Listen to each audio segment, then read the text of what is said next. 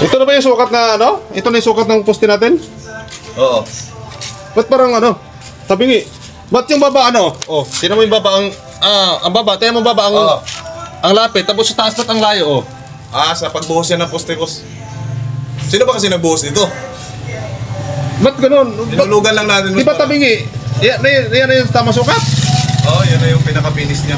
Bakit ba? Ba't ka nagtatanong? Eh, parang ano eh, tabingi eh. Sa nagbuhos nga, gumalaw yung poste. Hindi naman na maiwasan yan yung paggalaw-galaw ng poste. Kaya nga hinahabol natin, i-layout natin para i-finish. Para makuha natin yung tamang sukat. Tama ba yung ginagawa mo? Mason ka ba? Mason ka ba?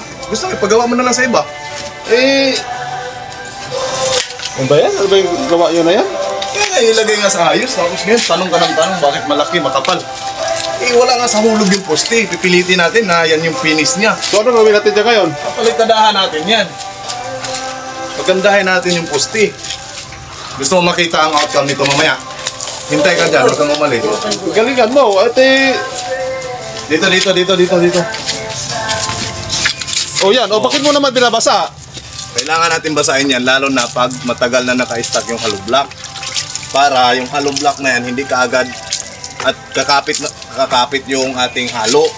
Eh di lalong matutunaw yung kuhan, basa na yung simento, o tinan yung halo nyo, basa.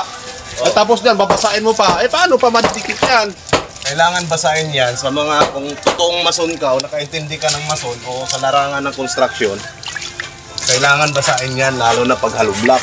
Bahala kayo sa buhay nyo, basta ayusin yung trabaho nyo ha. Eh, gusto mo, ikaw na lang magtrabaho dito. Uwi na ako.